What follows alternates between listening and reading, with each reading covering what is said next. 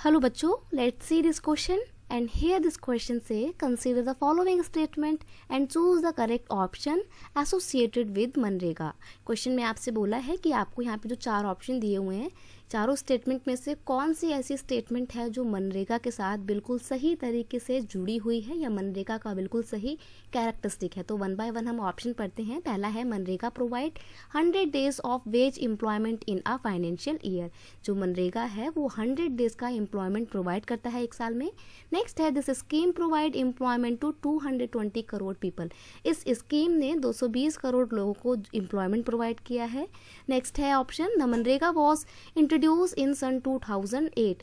मनरेगा को government of India ने 2008 में लॉन्च किया था। या फिर नेक्स्ट ऑप्शन है the average wage has increase to 182 in 2013-14 from 60 in 2006 and 7। यानी कि जब ये पॉलिसी को स्टार्ट किया गया था तो 2006 और 7 में जो वेजेस 60 रुपीज़ फिक्स किए गए थे, अब उसको 2013-14 में इंक्रीज करके 182 रुपीज़ फिक्स कर दिया गया है। ऐसा यहाँ पे ये ऑप्शन डी बोलता है। क्वेश्चन का की कॉन्सेप्ट है यहाँ पे मनरेगा, क्योंकि हम बात कर रहे हैं मनरेगा की ही, तो मनरेगा इस पे क्वेश्चन का की कॉन्सेप्ट है। मनरेगा की फुल फॉर्म क्या है?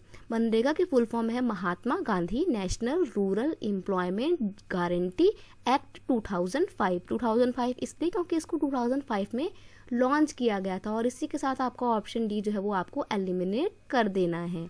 अब देखिए, ये जो Mahatma Gandhi national rural employment guarantee act है जिसको हम मनरेगा बोलते हैं, पहले इसका नाम क्या होता था?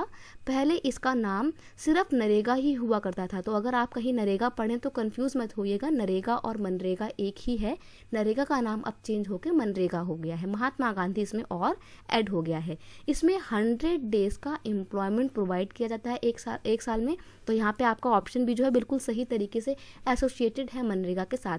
देखिए, जो आपका ऑप्शन बी है जिसमें बोला है कि 220 करोड़ लोगों को इसने एम्प्लॉयमेंट प्रोवाइड किया, ये बहुत ही इररेलेवेंट या इलॉजिकल ऑप्शन है। क्यों? क्योंकि देखिए इंडिया की पॉपुलेशन ही कितनी है, 130 से 133 करोड़ के अराउंड है। हालांकि ये थोड़ी बढ़ गई होगी, लेकिन अगर इंडिया की पॉपुलेशन ही इतनी है तो ये 220 करोड़ लोगों को एम्प्लॉयमेंट कैसे प्रोवाइड कर सकता है? तो हुई ना ये बहुत ही इलॉजिकल बात। इसलिए आपको ये ऑप्शन भी एलिमिनेट कर देना है। और रही बात इसकी कि वेजेस को बढ़ाया गया है, तो यहाँ पे डाटा की थोड़ी गलती है, तो आपको ये वाला ऑप्शन भी एलिमिनेट कर देना है इसी के साथ। तो यहाँ पे आपको ऑप्शन ए जो है वो बिल्कुल सही है।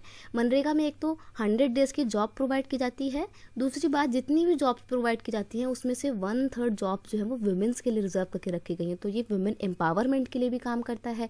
और अगर किसी भी व्यक्ति को 15 डेज़ के अंदर अंदर 100 डेज़ का एम्प्लॉयमेंट प्रोवाइड नहीं किया जाता है या किसी भी रीज़न से उसको नहीं मिल पाती है जॉब, तो ऐसे में उस इंसान को जो है डेली बेस पे अनएम्प्लॉयमेंट अलाउंस यानी कि बेरोजगारी भत्ता मिलेगा, ताकि वो अपनी डेली की लाइफ को जो है अपनी बेसिक रिक्वायरमेंट को फुलफिल कर सके। तो ये कुछ फीचर्स थे जो मनरेगा में और बाकी के हैं।